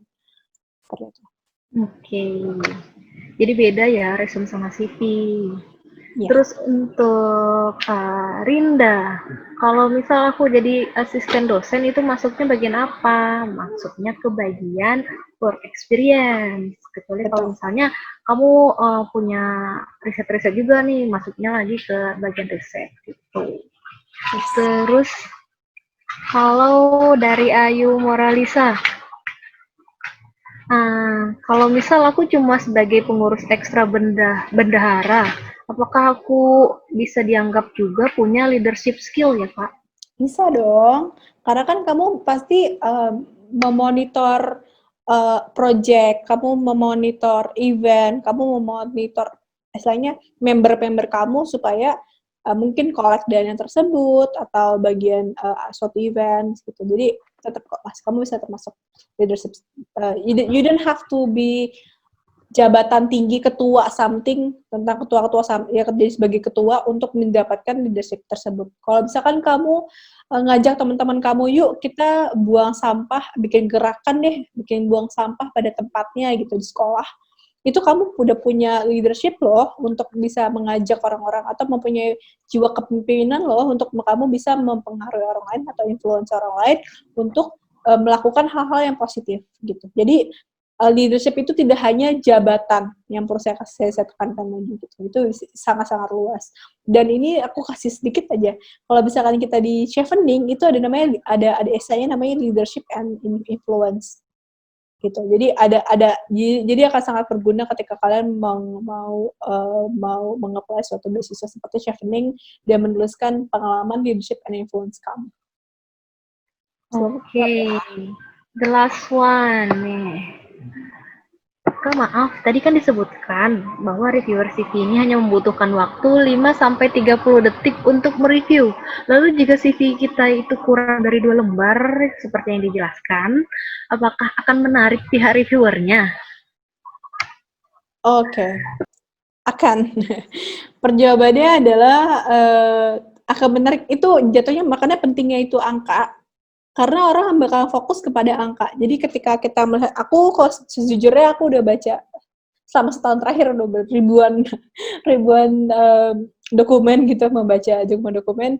Yang aku cek adalah pertama typo. Nah, jangan makanya butuhnya mencek bantuan orang lain untuk objektif, karena kenapa? Karena itu bisa ketahuan nih typo, penulisannya salah gitu kan, spellingnya salah gitu. Kedua adalah saya bakal mencari angkanya. Oh, ternyata timnya 10 orang. Oh, ini vendor berapa orang gitu.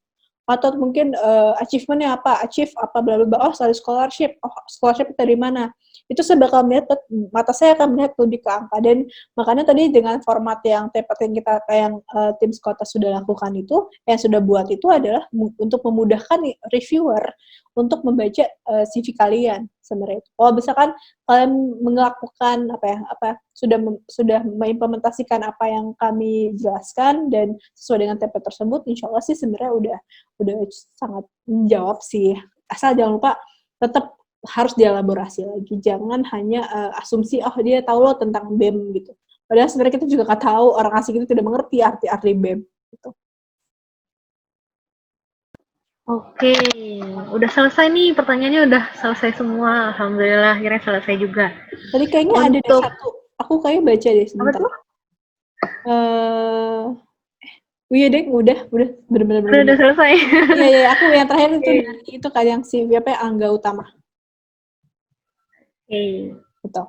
Nah, jadi untuk teman-teman, untuk teknis bimbingan dokumen ini jangan lupa isi link bimbingan di bit.ly/bimbingan SAA-SP ya. Jadi kamu di situ bakal bisa milih nih, kalau kamu mau pilih jenis bimbingan yang mana, terus kalau mau dicek dokumennya, pilih jenis cek dokumen, terus kamu bisa pilih nih, ada 3 dokumen yang bisa kamu pilih, CV, recommendation letter, dan motivation letter. Maksimal cuma 3 ya. Jadi kalau misalnya teman-teman punya rekletnya 2, tetap yang diperiksa cuma 1 gitu. Terus untuk dokumennya dalam bentuk apa Kak? Jadi nanti kamu masukin ke dalam Google Docs ya. Jadi teman-teman semua sebenarnya udah punya Google Docs. Mungkin ada beberapa yang belum tahu. Jadi di Gmail kamu bisa lihat nanti ada Google Docs, ada Google Presentation, ada Google Spreadsheet. Jadi kamu nanti masukkan ke Google Docs. Terus nanti kamu kenapa sih dibuatnya di Google Docs? Jadi nanti si expertnya ini bakal langsung komen di Google Docs tersebut. Sama sih kayak Word, tapi ini lebih versinya online gitu. Terus nanti kalau misalnya udah selesai kamu buat dokumennya, jangan lupa di-share dalam bentuk open access. Jadi kalau misalnya kamu nggak di open access-nya, kita nggak bisa ngelihat. Jadi kita mesti request access dan lain-lain. Kalau misalnya kita lebih lama request access-nya, maka dokumen kamu juga lama nih diceknya gitu. Jadi pastikan aksesnya bisa dibuat open access dengan tulisan anyone with the link can edit gitu. Nah, untuk pemeriksaan dokumennya berapa lama nih? Dokumennya bakal diperiksa H+5 hari kerja ya, hari kerja.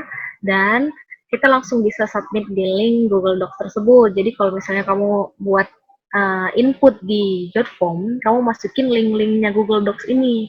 Jadi sebelum kamu buat masuk ke data Bitly, kamu langsung masukin aja dokumen kamu. Misal dokumen kamu CV, Motlet ataupun Reklet, nggak apa-apa, nggak mesti perfect, nggak apa-apa, langsung masukin aja ke dalam Google Docs. Jadi kamu bisa sambil jalan juga buat ngedit-ngedit nih. Jadi ngedit-ngedit sambil jalan karena emang bakal diperiksa H+5 hari kerja gitu. Terus kalau misalnya kalian ada pertanyaan lebih lanjut tentang bimbingan, seperti jadwal bimbingan, schedule bimbingan kapan aja, kamu bisa nanyakan ke admin kita yang ada di nomor ini ya. Pastikan kalian kopas ini teknis bimbingannya ya. Terus untuk workshop besok nih, ini linknya jangan lupa di-save.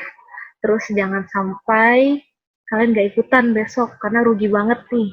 Bakal bahas motivation letter dan juga draft recommendation letter gitu. Masih bakal Oke. lebih seru sih, soalnya bisa lebih detail lagi kan gitu. Kalau ini kan basic, tapi kami harapkan kalian tetap hadir dan tetap setia untuk mengikuti kerangkaian untuk webinar tersebut. Oke. Kak, kalau aku daftarnya masih tahun depan, cek dokumennya maksimal kapan ya, Kak? Sebenarnya dokumennya itu kan lebih kayak jadi kayak gini, gunanya di apa namanya, dokumen tersebut adalah kalian tuh CV-nya tuh kan bisa dipakai manapun gitu. Jadi kalau misalkan kalian ingin apply kerja, jadi kalian bisa aja risetnya kamu hapus gitu kan, kalian juga bisa melakukan buat buat yang bekerja. Tapi kalau misalkan kalian untuk yang masih tahun depan itu kan kalian setidaknya udah punya master. Ketika tahun ini kalian ingin memasuk ke IT, sedangkan tahun depan kalau lebih ke komputer, itu kalian udah punya masternya, kalian tinggal tambah-tambahin aja. Dan CV itu kan sebenarnya bisa kalian akan terus update gitu. Dan kalau misalkan tadi motivation letter itu kan ada bisa general, dan ketika ada beasiswa, ada esainya masing-masing, nanti tinggal sesuaikan aja dengan pertanyaan-pertanyaan yang akan keluar dalam aplikasi tersebut. Jadi sebenarnya nggak ada masalah ketika kalian mempunyai recommendation letter, motivation letter, atau CV secara general. Oke, jadi bagi Fatia ya kalau misalnya kamu mau daftar kapan aja pun terserah. Yang penting kamu coba aja nulis dulu sesuai yang kamu kamu pengen yang ada di otak tuh langsung dituangin aja di Google Docs-nya, di dokumennya kamu kasih tahu aja kayak motivation letter, CV dan lain-lain. Kamu tulis dulu aja.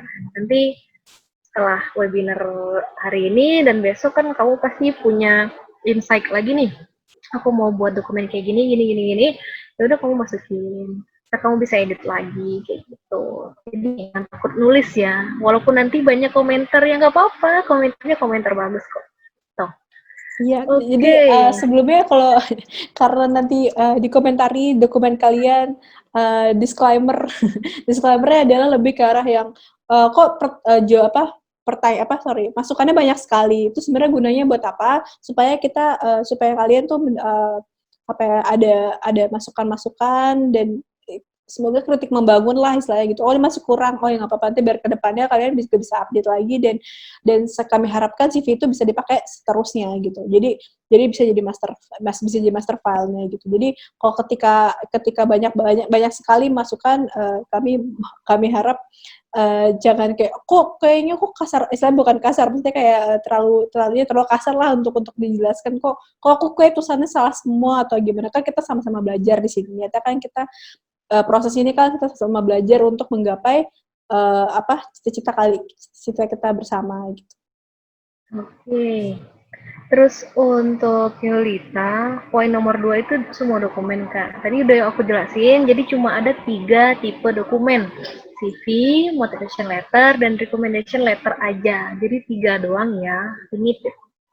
Terus untuk Discipline, rekamannya nanti dikirim ke email kan ya? Iya, nanti dikirim ke email maksimal H+10 ya. Jadi mohon bersabar aja, karena banyak juga nih yang bakal daftar SA, SP ya, jadi banyak banget yang daftar, jadi mohon bersabar aja, nanti kalau misalnya emang belum dapat emailnya sampai lebih dari H+10, kamu bisa hubungin langsung ke adminnya. Udah selesai ya sesinya, jadi mau screenshot layar dong, boleh teman-teman yang mau nyalain video boleh. Buat adminnya, kalau dokumennya belum ada yang dibuat, gimana? Nggak apa-apa. Coba-coba buat aja sekarang. Misal hari ini udah selesai ngerjain CV, udah selesai webinar CV. Kamu langsung buat-buat aja CV-nya, kayak gitu.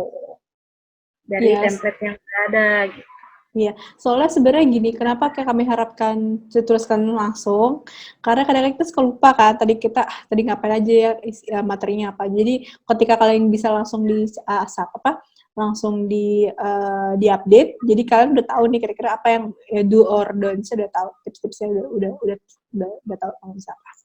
Terus kalau misalnya dokumennya mau bentuk bahasa Indonesia apa Inggris, lebih disarankan bahasa Inggris. Tapi kalau misalnya emang bingung banget nih mau bahasa apa, nggak apa-apa, berantakan juga nggak apa-apa sih, mau bilingual juga nggak apa-apa sih gitu. Sampai sebingung itu buat di bahasa Inggrisin gitu nggak apa-apa. Kalau misalkan tetap bahasa Inggris ya, kenapa? Karena nanti ketika kalian bisa kuliah, jadi kita udah tahu nih kira-kira istilahnya seperti apa gitu. Jadi nggak 2 kali kerjaan. Kasih semuanya. Terima kasih banyak. Selamat malam. Selamat Kakak. istirahat. Thank you.